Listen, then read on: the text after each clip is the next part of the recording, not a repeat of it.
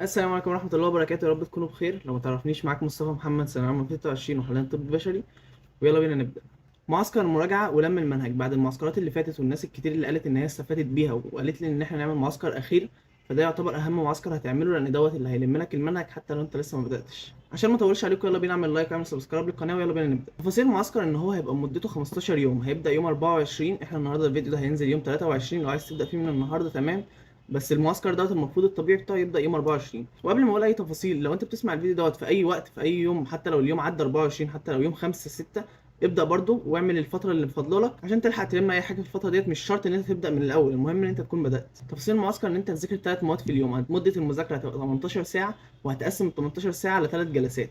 كل جلسه هتذاكر فيها ماده وتحلها. طب اليوم هيتقسم ازاي؟ اولا هنبدا اليوم بتاعنا من الساعه 4:30. هتصحى الساعه 4:30، عقبال ما تصلي وتفوق وتفطر هتكون الساعه جت 5.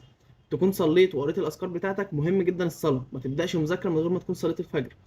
بعد الصلاه ابدا مذاكره. هتبدا من الساعه 5 لحد الساعه 11. هتشوف المواد اللي انت محتاج تذاكرها، لان انت في ناس سالتني فين الجدول. طب ما هو انا ما ينفعش اقول لك مثلا هتذاكر ماده كذا وماده كذا، ما انت ممكن تكون انت الماده دي كويسه والماده دي وحشه. انت بتحدد المواد بتاعتك. كل اللي عليك ان انت تحدد المواد، وانا حاطط لك النظام. حط بس المواد بتاعتك في النظام. فانت هتذاكر من الساعه 5 لحد الساعه 11 كده. دي اول جلسه. اول جلسه ديت هتذاكر مثلا، اولى هتذاكر فيزياء. هتراجع فيها مراجعه سريعه وتبدا حل. مده المذاكره مثلا هتبقى ساعتين مراجعه واربع ساعات حل، ممكن ثلاثه وثلاثه. بس لازم تحل، ولازم تحل كويس قوي. اي حاجه تذاكرها حل عليها. الكلام ده لو انت ما كنتش خلصت المراجعه، انما لو خلصت المراجعه يبقى انت ممكن تراجع حاجات بسيطه او ما تراجعش وتبدا حل الشوامل على طول لو انت مخلص مراجعه. انما لو انت ما خلصتش مراجعه، راجع وحل عليها. طب في ناس هتقول لي طب انا ما بلحقش اخلص الماده في 6 ساعات. ما هو انت مش هتخلص المنهج، انت هتاخد جزء معين هتذاكره وتحل عليه بس مراجعه سريعه. يعني مثلا في فيديوهات نازله دلوقتي على اليوتيوب ونازله من زمان لمدرسين كتير جدا. هو مثلا الباب ممكن يشرح في 4 ساعات. اسمع على مثلا 1.5 x 2 على حسب ما انت بتفهم من السرعه، وخلص الفيديو وحل على الجزء اللي انت ذاكرته. مش شرط ان انت تقعد تذاكر الباب في حوالي 20 ساعه، انت لازم توفر وقتك كويس قوي. يبقى كده خلصنا المراجعه وبعد كده حلينا. تيجي في الجلسه الثانيه من الساعه 11 لحد الساعه 5. دي الجلسه الثانيه هتجيب ماده ثانيه، ما ينفعش تكمل في نفس الماده الاولى. امسك الماده الثانيه حتى لو انت ما كنتش خلصت الجزء اللي انت محدده في الماده الاولى. تبقى ده عقاب ليك اللي انت ما بتنجزش نفسك. لازم تحدد وقت الفتره ديت انا هخلص فيها، يبقى انت بتلتزم بالفتره دي. ولازم تكون فتره واقعيه. يعني ما تقوليش انا مثلا في ال6 ساعات دولت هذاكر الفيزياء. انت بتحدد حاجه معينه وعارف ان انت ممكن تقدر تخلصها. ولازم طبعا تبعد كل المشتتات عنك، سواء بقى موبايل، تلفزيون، تقعد في مكان هادي، كل حاجه. تبدا الجلسه الثانيه من الساعه 11 لحد الساعه 5. هيبقى نفس النظام، هتراجع وبعد كده تحل. بس ده الكلام في الماده الثانيه. يبقى انت كده دي تاني ماده تذاكرها. في ناس كانت بتسالني طب وقت الصلاه والحاجات دي، انت اول ما الاذان ياذن تقوم تصلي، مش هتحس بوقت الصلاه.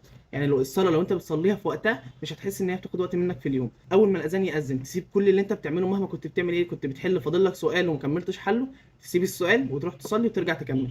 وطبعا ما تنسوش الدعاء. يبقى كده خلصنا تاني جلسه بتاني ماده. يبقى كده احنا ذاكرنا مادتين في اليوم، 6 ساعات و6 ساعات. جت الجلسه الثالثه، بس انت صاحي من الصبح بدري ومش هتعرف تركز. فمعاك ساعه بريك تعمل فيها اللي انت عايزه، بس بلاش ان انت تقعد عليها على الموبايل، لان الموبايل هيسحب وقتك وهيخليك مش مركز. اعمل اي حاجه تانية. مثلا عايز تتمشى شويه، تعمل اي حاجه. الساعه دي لو انت عايز تقسمها ما بين الفترات، ان هو نص ساعه هنا ونص ساعه هنا، بدل ما تاخدها ساعه على بعضها، تمام. بس الفكره ان انت ليك ساعه بس في اليوم. كده ذاكرت 3 مواد في اليوم، ذاكرت 18 ساعه في الاسبوع. تكون ذاكرت كميه كبيره وحليت كميه كبيره برضو، لان انت متخيل ان مثلا انت بتقول ال3 ساعات مش هتعرف تحل فيهم كتير. لا، بيتهيألك انت مع التكرار بتاع الحل انت ممكن تحل الشامل في ساعه. بس مش بقول لك دلوقتي، مع التكرار يعني في الفترات الاخيره، لان انت بتحل اسرع. لان في اسئله كتير جدا بتبقى انت خلاص اتعودت عليها، فبتحل اسرع من الطريقه اللي انت بتحل فيها دلوقتي. يعني انت لو كنت بتحل في 3 ساعات ممكن تحل في ساعه بعدين، بس مع التكرار والحل الكتير. وبجد يا جماعه ما تخلوش اي حاجه تحبطكم. حتى لو الوقت خلاص خلص وقربنا على الامتحانات، ما تخلوش اي حاجه تحبطكم. فزي ما قلت، ما تخليش اي حاجه تحبطك. حتى لو كان صاحبك او المدرس بتاعك او اهلك او اي حاجه حواليك، ما تخليش اي حاجه تحبطك. انت تقدر، طالما انت نفسك في حاجه انت تقدر تعملها. بس انت بس اللي ممكن تكون بتتباطأ شويه. بس طالما انت تخيلت نفسك في مكان، يبقى انت تقدر تعمله اصلا. في نقطه، في ناس بتقولي في الكومنتات انا حلمت ان انا هجيب مجموع وحش. طب انا كنت ممكن ارد عليكم دلوقتي واقول لك انا حلمت ان انا بطير، يبقى انا كده بعرف اطير؟ ده حلم. حلم حلمت ان هو نايم. فما تاخدوش الكلام دوت اللي هو يبقى انا كده مش هعرف اجيب وانا خايف من النقطه ديت. لا، ما تتخيلش. ده بيبقى الشيطان جايب لك بوساوس عشان يحبطك ان انت تكمل. انت كل اللي عليك السعي، ما تقعدش تفكر في النتيجه دلوقتي. كده كده انت هتمتحن. فاجهز للامتحان، مالكش دعوه بقى بالنتيجه، انت هتجيب كويس ولا هتجيب وحش ديت تبقى نصيب. رزقك من عند ربنا ان انت اخدت في الامتحان دوت الدرجه ديت.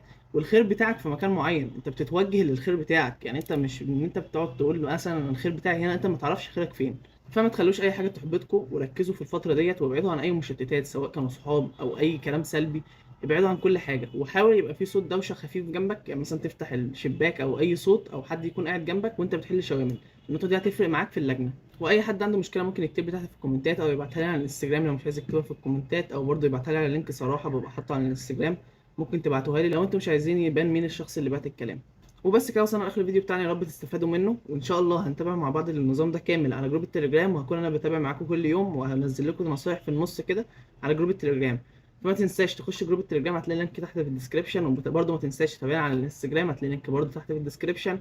تبعت لي اي مشاكل، وبنزل استوريات عن الجامعه وعن حاجات كتير ممكن تفيدك، وعن منح معينه ممكن تاخدها. وما تنساش تعمل لايك وتعمل سبسكرايب للقناه وتفعل زر الجرس